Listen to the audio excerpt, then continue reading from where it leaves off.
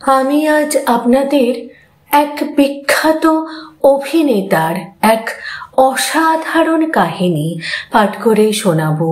আশা করি আপনাদের সকলেরই ভীষণ ভালো লাগবে।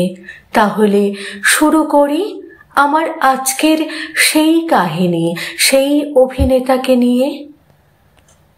নক্ষত্রের জন্ম টেলিভিশন দিতে পারে প্রমাণ করে দিয়েছিলেন জোছন দস্তিদার। প্রতি বৃহস্পতিবার রাত ৮টায় বাংলার দর্শকদের জন্য শুরু হতো বাংলা ধারাবাহিক ১৩ পার্বণ। সময় ১৯৮৬। বাংলা টেলিভিশনের ইতিহাসে একটি নতুন যুগের সূচনা হলো। জোছন দস্তিদার পরিচালিত ১৩ পার্বণ থেকে জন্ম হলো এক ঝাঁক উজ্জ্বল তারকার।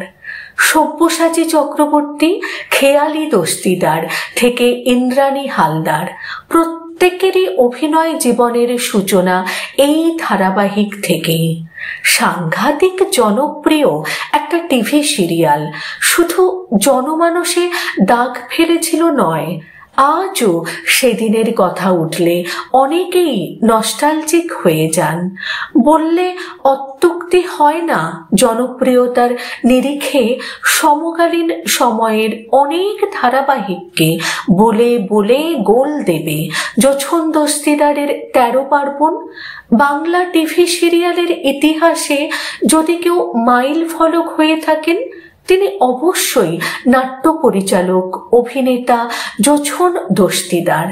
বাম গণনাট্য আন্দোলনের সঙ্গে জড়িত থাকার কারণে তিনি জেল পর্যন্ত খেটেছেন। প্রেম করেই জোছন চন্দ্রার বিয়ে ১৯৬১ সালে। যখন দুজনের বিয়ে হয়, জোছন তখন পুরোপুরি বেকার, মাথায় শুধু নাটকের পোকা। চন্দ্রা অবশ্য একটা চাকরি করতেন, ওই টাকায় দিন গুজরান হতো তাদের। ১৯৬৩ সালে দম্পতির কোলে আলো করে জন্ম নিল এক কন্যা সন্তান, খেয়ালি। সংসারের অভাব তখনও আছে, কন্যা সন্তানের দুধ কিনতে হিমশিম খেতেন, তবু তারা ভেঙে পড়েননি। আশায় বুক বেঁধে নাটক করেছেন, নাটক লিখেছিলেন। ২ মহল করার পরে নাম বাড়তে লাগলো। এর মধ্যে জোছন চেষ্টা করতে লাগলেন কিভাবে নিজের আয় বাড়ানো যায়। শুধুমাত্র স্ত্রীর আয়ে সংসার চলে না।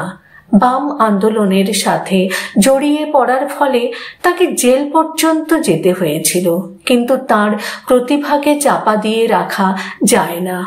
জেল থেকে বেরিয়ে আবার জোছন নাটক নিয়ে উৎসাহিত হয়ে উঠলেন।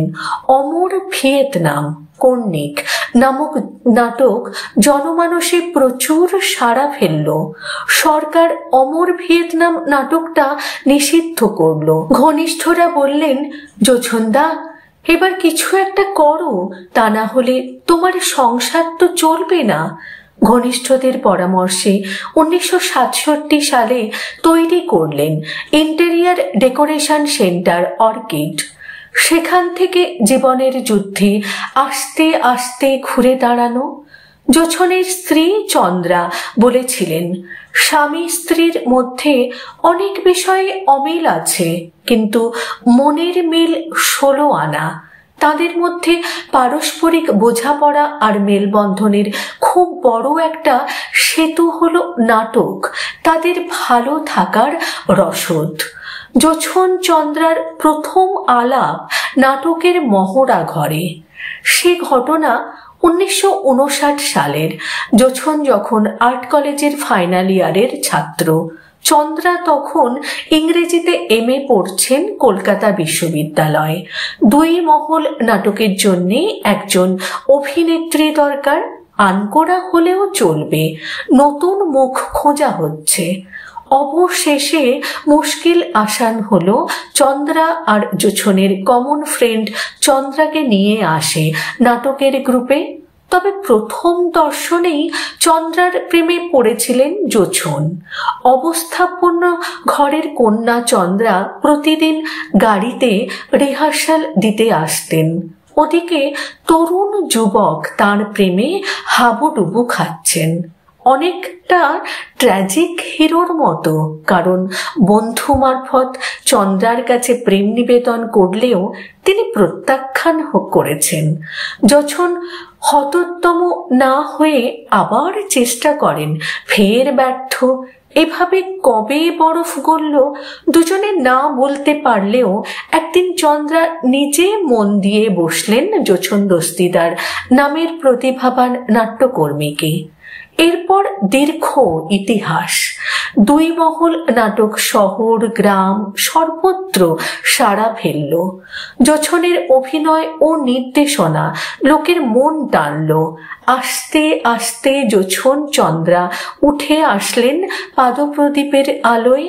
ক্রমেই নাট্য নির্দেশক, পরিচালক, অভিনেতা জোছন দস্তিদার জনপ্রিয় হয়ে উঠলেন। বৈশাখী, রূপান্তরী ও চারবাগ নাট্য সংস্থার প্রতিষ্ঠাতা। মৃণাল সেনের পদাতিক ছবিতে অভিনয় করেছেন। চন্দ্রা জোছনের সারাদিন সময় কাটত নিজেদের কাজ নিয়ে। জোছন দস্তিদারের 13 পার্বণ, উড়নচণ্ডী, সেই সময় নাচনি, সপ্তর্ষি, জনপ্রিয় সব টিভি সিরিয়াল। ওদের চারপাক গোষ্ঠীর নাটক সতী, প্রত্যাশা, বাঞ্জারা উল্লেখযোগ্য প্রোডাকশন। জীবনের সাফল্য জোছন কৃতিত্ব দিয়েছেন সহধর্মিণী চন্দ্রাকে। বলতেন তিনি শুধু লড়াই করতে পেরেছিলেন, চন্দ্রার মতো জীবন সঙ্গিনী পেয়েছিলেন বলেই। বলতেন আমরা ঘষা কাচ দেখি না, মুক্ত আকাশ দেখি। তখনই তাদের কন্যা খেয়ালি অভিনেত্রী হিসেবে নিজেকে প্রতিষ্ঠিত করতে পেরেছিলেন বলে তারা মনে মনে খুশি হয়েছিলেন। তবে সাফল্যের পরেও জোছনের মনে পড়ত পুরনো সেই দিনের কথা। মাসের প্রথম মাইনে পেতেন চন্দ্রা তখন। তারপর অমলেট কিনে খেতে খেতে দুজন রাস্তা ধরে হাঁটতেন, গল্প করতেন আর স্বপ্ন দেখতেন সামনের উজ্জ্বল ভবিষ্যতের। আজ জোছন দস্তিদার আমাদের মধ্যে আর নেই, পাড়ি দিয়েছেন তারাদের মাঝে। কিন্তু নাট্যপ্রেমী সংস্কৃতি মনা মানুষদের হৃদয়ে তিনি ছিলেন, তিনি থাকবেন ধ্রুব তারাদের খোঁজে। পুস্তক ঋণ ও কৃতজ্ঞতা স্বীকার, দর্পণে যুগলবন্দি সুদীপ্ত চন্দ্র চৌধুরী, নিবন্ধ জোছন চন্দ্রা। লেখনী সংগৃহীত। অসংখ্য ধন্যবাদ জানাই যিনি এই লেখনী সোশ্যাল মিডিয়ায় পোস্ট করেছেন, তাকে আমার তরফ থেকে এবং আমার পরিবারের সকল সদস্যদের তরফ থেকে অসংখ্য ধন্যবাদ জানাই।